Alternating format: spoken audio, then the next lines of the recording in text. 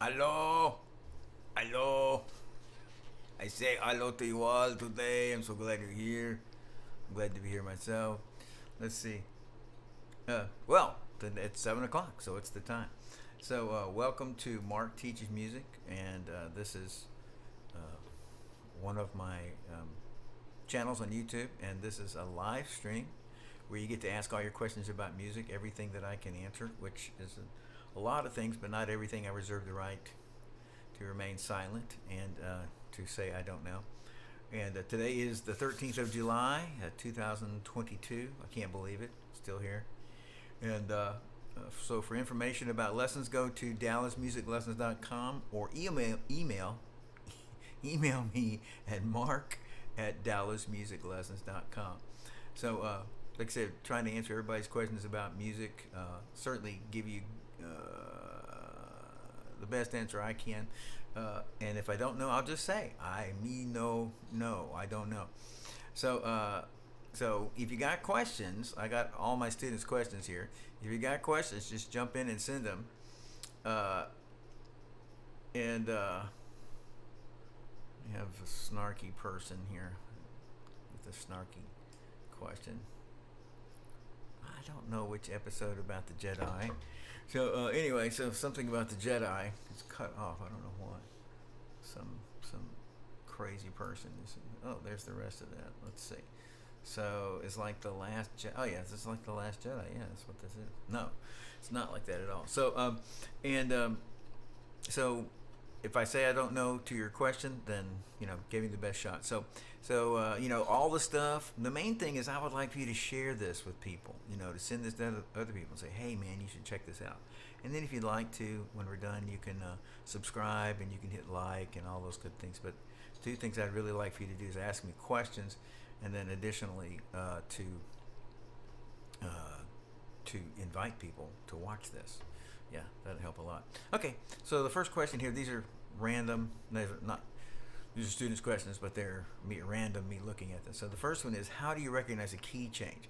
Okay, now again, last time a week ago, we're talking about those of you who are listening, or if you're musicians, you're divided into two camps. You are note readers and non-note readers. The point of I'm not making the distinction of can you read notes, but I'm making the distinction of where do you get the source of correct playing. So if you get the source of correct playing from reading notes, you're one kind of musician or one type. The answer applies to you differently than if you're the kind of person that you do not read from notes. I'm not reading from a chord chart. I'm playing by ear. That's a different answer. So the first answer, your note reader, duh, the key signature changes, and there's a lot of accidentals. And sharps and flats had changed from the original key, and you're seeing a lot of accidentals, and so that would be the answer to that.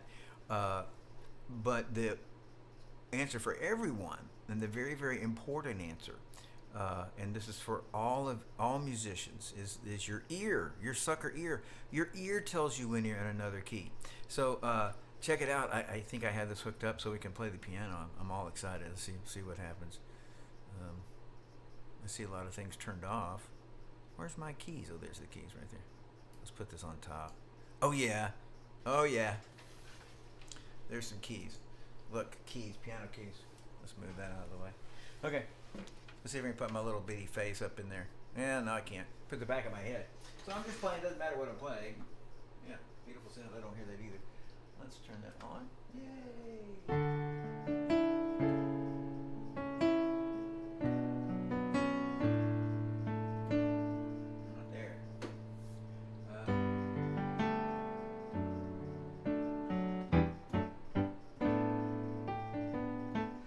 Sounds your ear's saying, it doesn't necessarily know. If you're not a note reader, you don't play the piano, you don't necessarily know what those notes are, but you know that they all kind of fit.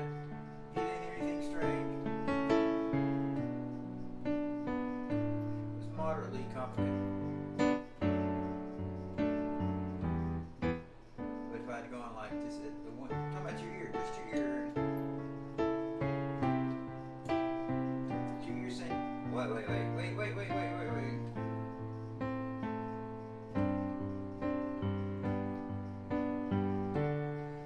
intentionally. So your ear goes, I know what key I'm in. And here we don't know what the notes are. But your ear says, what was that? What was that? What was that? And then we kind of go, okay, forget that. Go on this. And your ear goes, okay, I guess we're back on track. And then it says, oh, no. What's that? So that's our original key. So now, I suppose to be thoroughly, not honest, but accurate, what I have described or just done is said that your ear will tell you when notes are out of the key. And what in a many interesting songs, a song will go out of the key, by which I just mean it will use notes outside of the key, and it will not have changed key. Remember last week, all the thousands of you who were there last week, where it's like your ears telling you what key you're in. It's really not the page. You play, if you're a note reader, you play the notes on the page, and then the person's ear, all of your listeners, go, that is, they don't know those are notes of key A, but the notes of the key A sound like home bass. A sounds like home bass. So we're playing it down. So they were saying, it's your ear. Everything's your ear. Every style of music, every way of playing comes down to the ear. The only reason you're reading notes is to be able to tell the ear correctly what key we're in and what the notes are and how they relate, the seconds, the fifths, the thirds, altered thirds, whatever they are. So anyway, so here we're playing the song and the ear's accepting a key, does not know what key it's in, and then you start introducing notes that aren't in the key. They sound unusual, they sound interesting, they may sound strange, they may sound evil, depending on what century you're in and who you are. But anyway, the idea is that when they sound unusual, there's notes from a new key. If we continue playing those new notes in that new key, we keep doing that, talking about consistently the same new notes, the ear gradually shifts from that was a weird note, like I went D, A with C sharp in the bass, then I played a C. Well, what if I had just gone D, C, and I'd have done that a bunch. Listen. So say I just do this.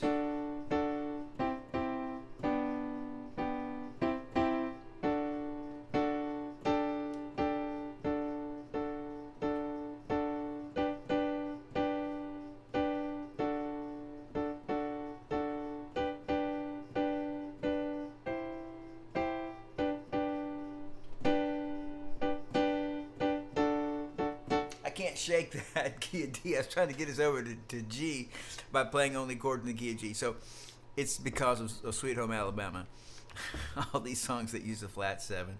Anyway, point is that the notes that sound odd and unusual to start with, and to start with is in 10 seconds, 15 seconds, we keep on using them, the ear will reestablish and say, oh, that's a new key. I know you changed keys. As in, no longer is the C supposed to be sharp, now the key is supposed to be natural. That's what's normal. I'm not talking about written on the page, and I'm not talking about non-classical music. I'm talking about classical music, rock music, blues music. So you recognize a key change when your ear says something new has been added. And if it continues with that same change, the note that was altered remains altered, your ear will begin to accept it and say, that's the new sound. And just for example, in a practical way of saying that, we would be in the key of D with 2 sharps, and so we would introduce a G sharp, and we'd leave it in, and it would stay in, and next thing you know, we'd feel like we were in the key of A, or F sharp minor. So anyway, so there you go. That's the answer to that. All right, let's see. Oh no, I can't say it. Okay, sorry. Let's see. That's a proposal. How do you play Stairway to Heaven? I can't believe this is here. This is offensive. If you've seen Wayne's World, this is not legal. No Stairway, it says right there on the top. So interesting about Stairway is that now listen, I haven't played this. I mean, maybe you should say haven't cared. It's a beautiful, wonderful song. I love it. Transcribed it for a band, not marching band, regular band. And when I say haven't paid attention to the details, so somebody's going to say, hey, You did it backwards or something like that. But it's an A minor chord. And then this is a very interesting chord. Because this is, it's really sort of a, it's really sort of this. A minor, E7, or E. So there's 3 of the E notes in here, but these added, he's got the augmented, the raised, he's got the 5th note of the scale. He's got the 5th note of the G, E, and he also has the raised, the flat 6, so it's a very tense sound. I really like it. And then this is just a good old C chord. Yeah. So A minor, and then a D, and then a C, F major 7. Now don't tell me, I know there's some little thing wrong here. E minor, A minor. So he's playing around, the ear goes through, we're in A minor. Oh yeah, we're still in A minor, it's really tense, oh gosh. And then we shifted over to the key of C, relative major, and then we have a D, which makes it sound like we're in the, sort of in the key of G. Then we got this F major 7, which is back to the key of C, or a lowered 6 in the key of A minor, or, and really nice song, very emotional, and the chords really, I've heard, time for the hate comments, but what's the singer's name? I'm not particularly fond of him. I've heard him sing in some of the songs that really, I like what he does. But this is a very, he's a lady should. It's not exactly a beautiful tone, but everything but his voice is very,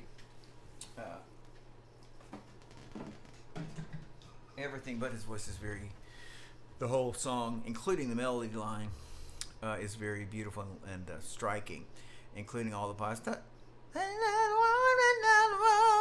You know, a very, very dramatic song, very powerful song. I like it a lot. Okay, so I'm not sure if the question was physically play it or the chords in it. What's interesting about it, why we like it, is sad and has these it's not just sad. So it was, if it was like, see this, you wouldn't like it. We wouldn't like it if it went, or much, if it went, there's lady show, lady show, magic by the stairway to heaven. That's just using chords in the natural, A natural minor, and it's not exactly, it's, you could call it boring, but probably more than it being boring, it is without tension, without like, oh my gosh, angst. Oh, so we would like the angst, which we get from those unusual chords, or chords with mixed keys. Okay, so there's that. And okay, can you teach me to play the tuba or the accordion? I think this is a what can I teach you to play? I can teach you to play what can I teach you to play? The sax, flute, oboe, voice, bass, guitar, mandolin, ukulele. I have other instruments I play, but I do not teach. It's not like I'm holding off. It's just more like, I mean, if you trusted me, I'd teach them to you, but I would say, I can play this, you know. So no brass, no fretted, no unfretted strings, no orchestral strings. That's enough for now. I guess that's the meat of that question. We'll move on. Let's see. Exercises to strengthen the little finger and tendons. Okay. Well, we did this last week. Well, you know, you have, you know, basically wires, you know, that connect the your fingers and the tendons, and you can, let's see if I can make a, yeah, there you go. Those are tendons. Those are basically, you know, organic wires connecting like a robot, and connecting not to here, it goes way on back to here. And so everybody's fingers, let's, you know, it's my favorite thing. Let's expand this to a larger question. Or let's say that these 3 fingers are smart and strong. When you grab in anything, and then the point is not you or some societal thing. It's just we grab things and we grab them with one hand, and the whole hand. We don't separate out and grab them with one finger like that. And these fingers become the most skillful and the strongest. These fingers come along for the ride. So these are weak fingers, and these are strong fingers. These are dumb fingers who aren't used to being specific. They're just along for the ride, and these are very exact fingers. So we have to work, depending on the instrument we're playing, but most instruments, we have to work to make these fingers strong and skillful. And this question is about exercises to strengthen the little finger and tendon. Now, this has everyone. So, for example, I said this last week, but the point is to mention these on this hand, my left hand. These tendons are separate. I can do that. You can do that. But on this hand, I cannot do that. If I try to pull this, I'm just trying to pull down my little finger. But my fourth finger, if you're a piano player, and third finger if you're a guitar player, the tendons are wrapped down here. They're connected. And I don't know, there's a fair number of people that do that, have that issue. So that makes it hard to play. And a lot of people with those kinds of issues depending on what you want, how good you want to play. Let's say the piano, not the guitar. This happens to be my right hand. Guitars typically play, classical guitars as well as rock guitars. Every guitarist tends to play with these three fingers, which is all fine. So they don't have to do that. This little finger. For the piano player, though, they're supposed to be 10 independent, fairly strong fingers. Anyway, you can do exercises to strengthen these fingers. Now, there's different things. Here's I just give a couple exercises here that you can fold down individual fingers like this, and I'm doing this and trying to do them separately. And focusing on these, I'm going to call this the fifth finger and the fourth finger. So I'm doing the fifth finger and the fourth finger and the fifth finger and the fourth finger. Believe it or not, when I do this and this guy comes down, I'm just trying to do the fifth finger. And you can do things, put your hands together like this. And Greg Irwin, Irwin, has a huge, has had for 30 or 40 years, 30 years probably, a series of bunches of exercises. And the great thing about these exercises, you can do them when you're don't have a horn, or you don't have your guitar or whatever, don't have your piano. And you'll notice that I'm working the independence and strength of these fingers. So here I'm going to my fifth finger, they're crossing, and then the fourth finger's crossing, and then the third, and then the first. I'm sorry, I changed my second, first, and then I can do combinations. Like I can do this is 5 and 3. It's harder to say than it is to do it. Then I can do 2 and 4, and I can do 1 and 3. I can do 4 and 5, 3 and 4, 2 and 3, like that. And we're just getting these guys to where they're independently able to move, and they're strengthened and things like that. So many almost every instrument. I'm trying to think of something that doesn't include that. A trumpet player. Trumpet players, have to have 3 strong fingers, skillful fingers.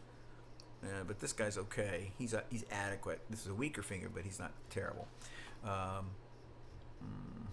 So anyway, different things. What I'm saying, like Greg Irwin, somebody to look into the idea of independent motion as well as strength, and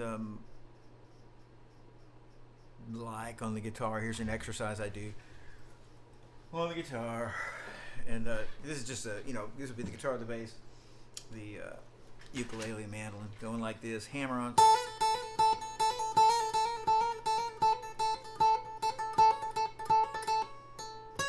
then I'm doing the second finger,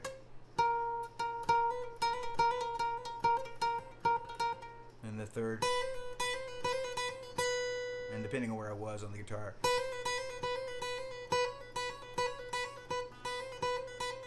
So to get these individual fingers strong. And of course you wouldn't do that on the piano. A slow trill on the, and I'm talking about with the, talking about piano fingers now, third and fourth finger and fourth and fifth finger. but better you should look up those exercises by Greg Irwin. It would be better for you, yeah, because they're a little more extensive and a little more comprehensive and find out what you don't know. Yeah. Okay, let's see. What do I like most about my job? Now, I hate to say this. You know, what is it? The answer you're not supposed to give in the what do you, what's your biggest problem? I care too much. So what I love the most about my job is I really like it when people are frustrated, and I'm talking about they're stuck and they can't figure out what's going on and how to fix things, and how to fix their music. Why why can't I do this? Why can't I do that? I'm trying, and I love bringing light, like in there and be like, well, you're just doing this wrong. Let's change this, and it works for them. So like this person's going this way and I'm going, well, don't go that way, go this way, and they change and they go. That's not them changing based on what I said, but that what I said, a light bulb came on for them, and like, oh, wait a minute, and it works. It's not just a words. It's not just a new grasping at straws. Well, maybe this will work. That's not at all. But that the thing that I showed them helped them dramatically and sincerely, and usually many times those things can be big helps and not just little bitty, oh, that'll make that little 4-second thing fix. But a lot of, so I guess to say the better ones are when the more they help, the more people are changed and helped by that, the happier it makes me. So let's see, why not just use a capo and only learn a few chords? Well, this actually is a kind of a tough question, because the reason it's a tough question is because the four chord song is actually not just an invention of contemporary worship. It's it's a great sound, really. One of my favorite songs. I never realized this. I'm gonna have to grab this electric guitar just to say, hey, there is an electric guitar over here, and what am I? Yeah, there it is. Da, da, da.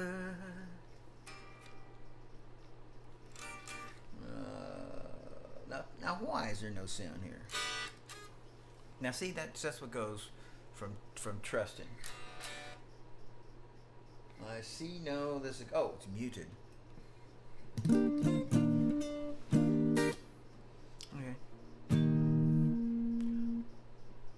Okay. I'm not thinking of Brandy, but that's what I'm not trying to play Brandy, but it's kind of ahead. Let's see. I don't know. I'm getting past it.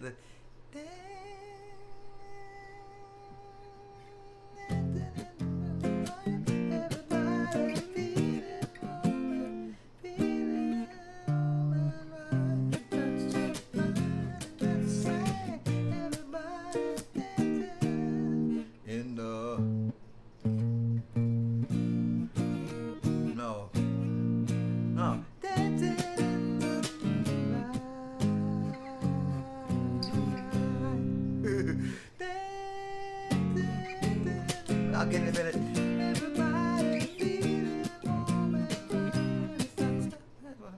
So A flat there. It's like the fire, that's a sign. Everybody dancing in the moonlight. There's only 4 chords in that song. Bum, bum, bum, bum, bum, bum. Only 4 chords in that song. The entire song. Love that song. Many songs, just 4 chord songs. The problem. So. The biggest problem, why don't you just use a capo and just learn 4 chords, or 6 chords. 6 chords will get you two keys. The musician's answer is because you would suck. And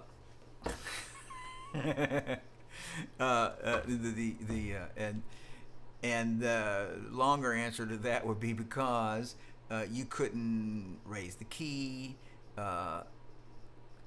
skillfully. You'd have to, stop and move your little capo up. And you take one step out of that song, like Sweet Home Alabama, and just 100 rock songs.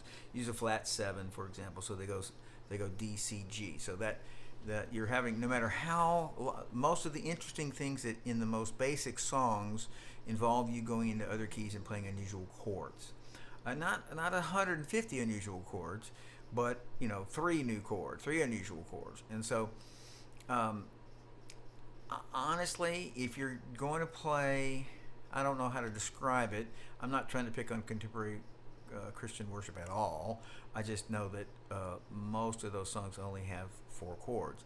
So if you're only going to play that body, other than the song's too high, you have no recourse. You don't know how to change keys. You have no recourse to move your capo and move it while you're playing. If you take one step out of that little world, not the praise and worship world, but the 4-chord song, and there's a whole bunch of Ed Sheeran has songs that are complicated, more complicated, songs that aren't, and just everybody, Justin Bieber, Justin Bieber. They're all a bunch of songs, like since I was singing it, that's only got 4 chords too. So the point is, if you have a very narrow focus in terms of the songs you're playing, you're not going to do other styles. You're not going to do, I'll call it, interesting sounds. You couldn't play Stairway to Heaven, for example, what we just heard. Then you can just do the capo and the very simple thing, very, very simple thing. But if you take any steps outside of that, into styles, into complexity, into interest, a musician would say interest, and I put myself in that category, would say interest. You take one step higher in terms of interest, and you're sunk, because with open, the capo enables you to play the same thing as non-open. In other words, non-capo. So what chords can you play without a capo and no bars? That's what the capo guy's saying. I don't want to play in these funny keys. I want to learn bar chords. So you can play, basically in about 5 keys, and they're not necessarily related. You'd have to learn about 25 chords, and that's just, by the way, I think there's a question over here somewhere about how many. Yeah, it is. I'm going to answer that question. That'll be my next question. About 25 chords. Learn about 25 chords, and you can play most acoustic rock, country, folk songs. That means you can get around pretty good in 5-6 keys. But again, most people that only play with the capo they know 10 chords. And most everything in the key of G, and doesn't have to be, but frequently, lots of times is. So anyway, why not just use the capo? Because it dramatically limits what you can play and the styles you can play. It's just one thing, and that does include many country music songs. She want a Range Rover, some country song thing. That chord right there. Boom, boom, boom, boom, boom, boom, boom.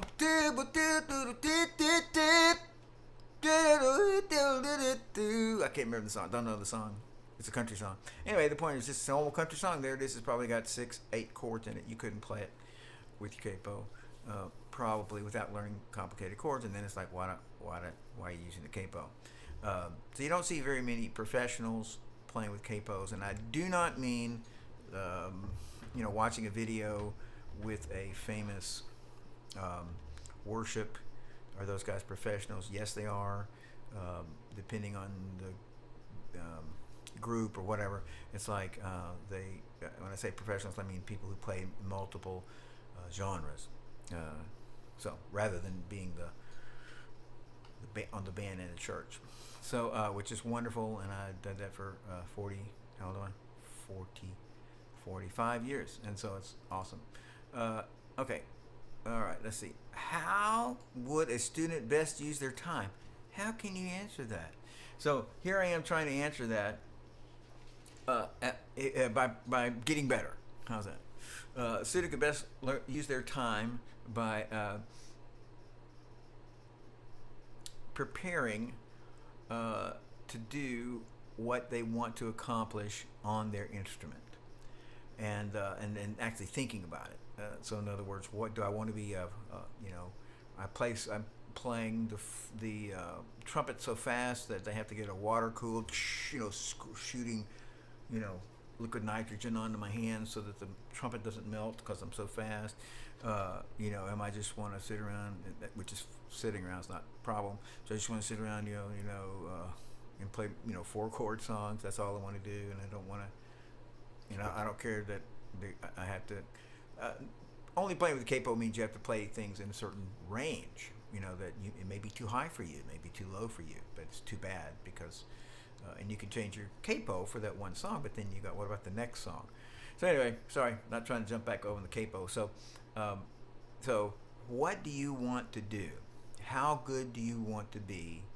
What kind of music do you want to play?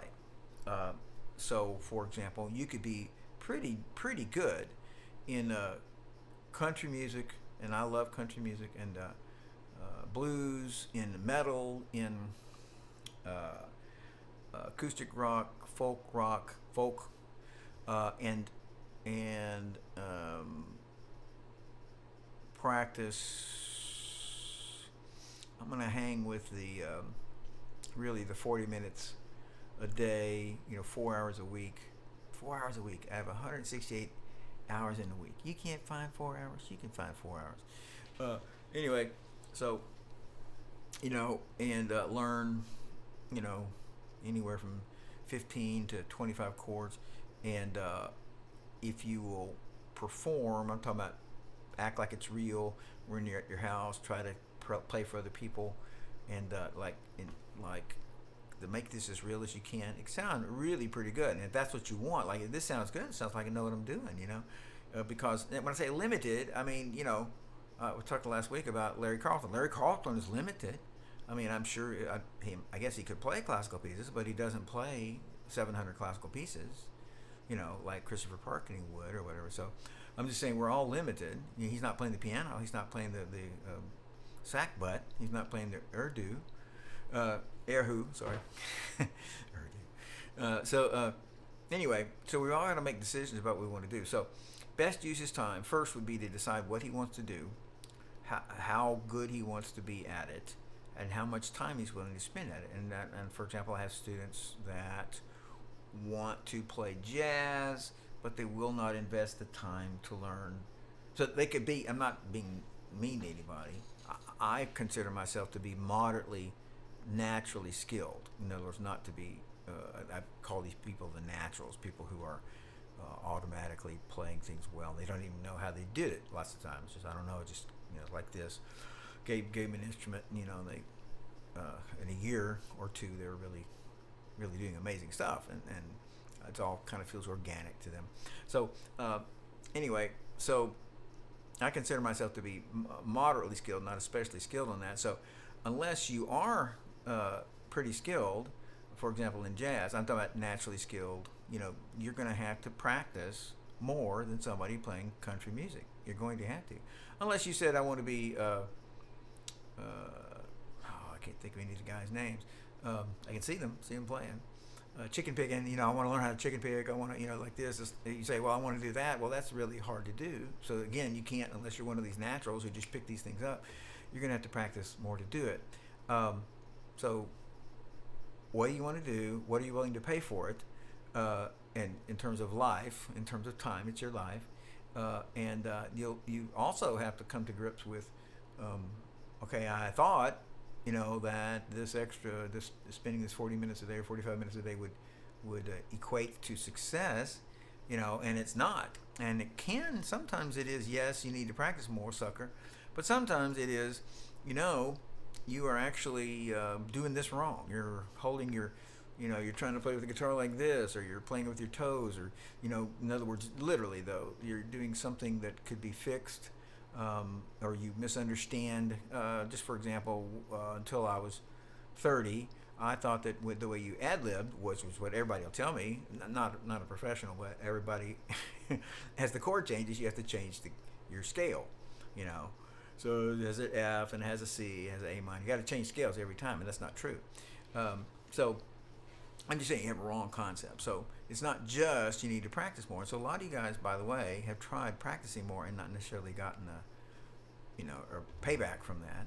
And it's knowledge or information or good techniques, and there's other things too. For example, you're playing everything correctly and you're pretty skillful, but it's all kind of wimpy because you're not performing. I'm talking about your attitude. Your approach is not. And here, this is beautiful. If I play Stairway to Heaven, I go. It's got to be like, this is the most beautiful, luscious, emotional. I got to play it like that. I got to present it like that. And if I do that, then it's like it comes across powerful. So anyway, there's multiple aspects that would make you effective, and the best use of your time is to figure out what you want to play, what you're willing to pay for that, what does it take to succeed in that, and then look at the whole picture. Am I achieving that? And every day you're sitting there trying to achieve this wonderful goal. And just by the way, if you've been trying whatever, teacher or method or whatever for 6 months and not seeing results, you need to do something different. I don't mean quit playing or change the instruments. I just mean whatever it is you're trying to get a breakthrough for, 6 months of working on it a certain way should bring a breakthrough of some type. So figure something else out. Okay, what tips do you have for someone interested in a career in music? Don't do it. Don't do it. Well,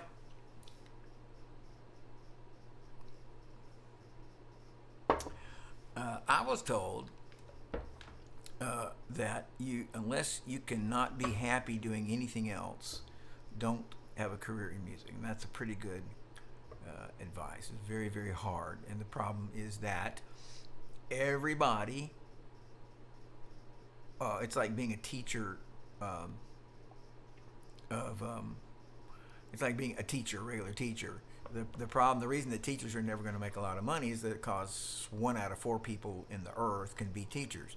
And so, it's like, there's not like, if you quit, I'll just hire this other person.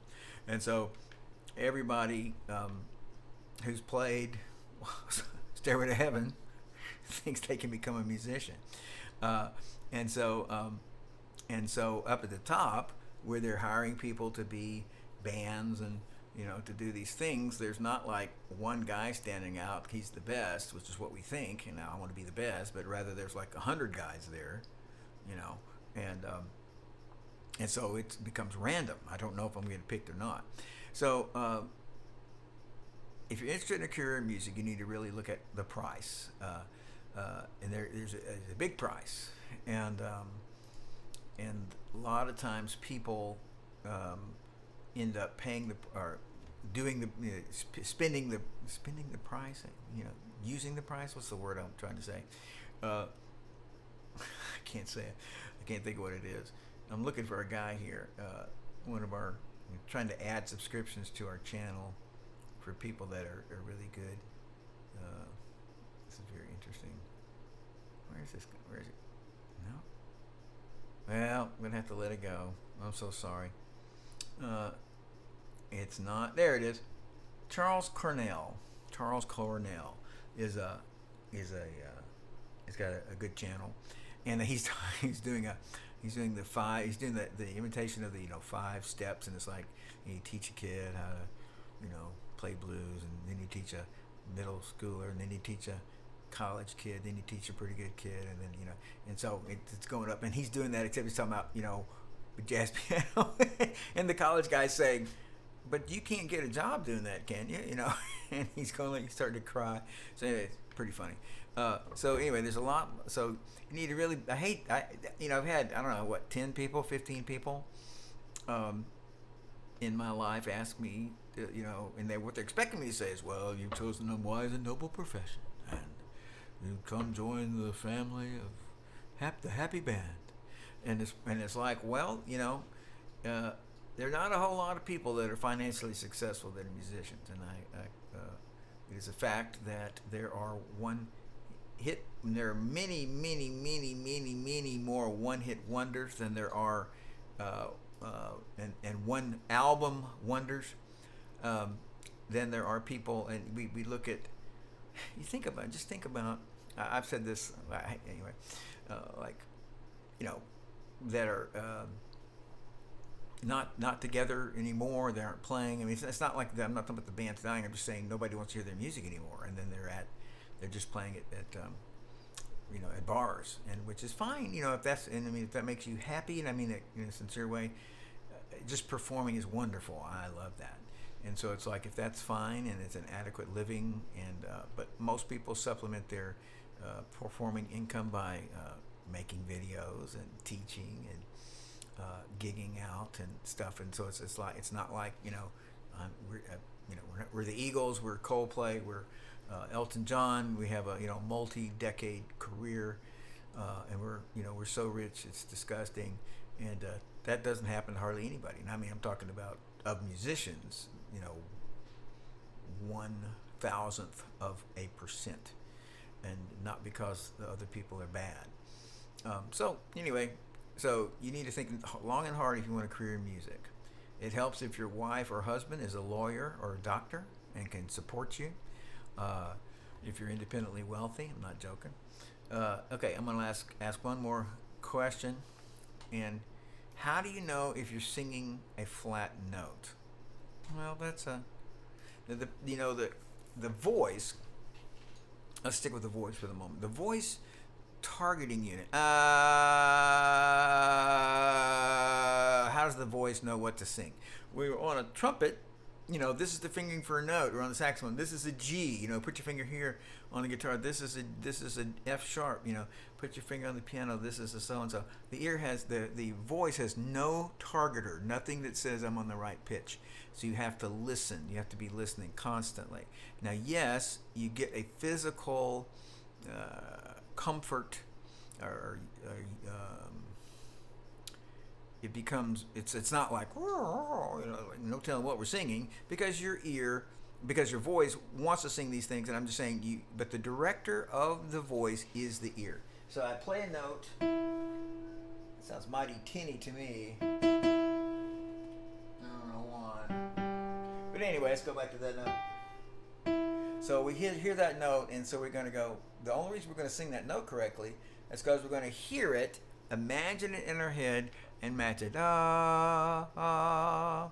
Now, a wave, any sound, is vibrating at a certain speed. So this is vibrating at 440 times a second. This is vibrating at 880 times a second. If I match it perfectly, I have phlegm in my throat, it's messing me up. I don't know if I'm matching it perfectly, because we really wouldn't be able to hear if I was a couple of vibrations a second high or a couple of vibrations a second low. It's a kind of beyond our frame rate to be able to tell. But I'm going to go up high.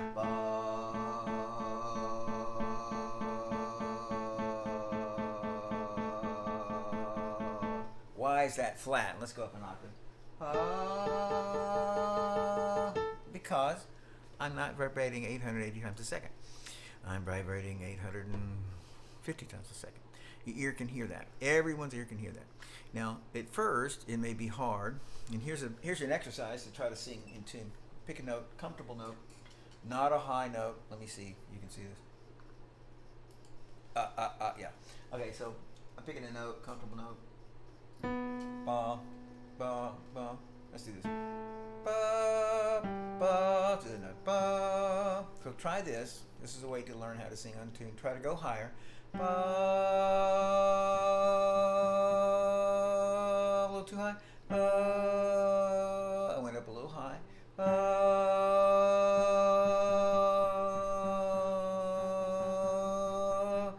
Now I'm going to do it where Turn the piano ladder. Ba. Basically, I'm going ba, but I'm trying to do it less than an entire note. Ba.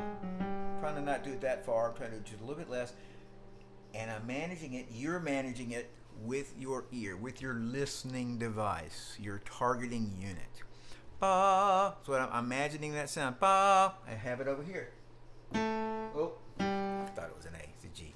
So that's my targeting unit. And so what I'm trying to do is I'm trying to match that. I've got to hear it in my own head. When you're having trouble singing a note, imagine your own voice hearing it. Hear yourself singing. Hear if you're a woman, hear a woman sing it. If you're a man, imagine a man singing it. You hear that ba. I hear that like imagine ba. And then again to practice singing in tune better, try going ba. That was just a little sharp ba. Let's get some comparisons.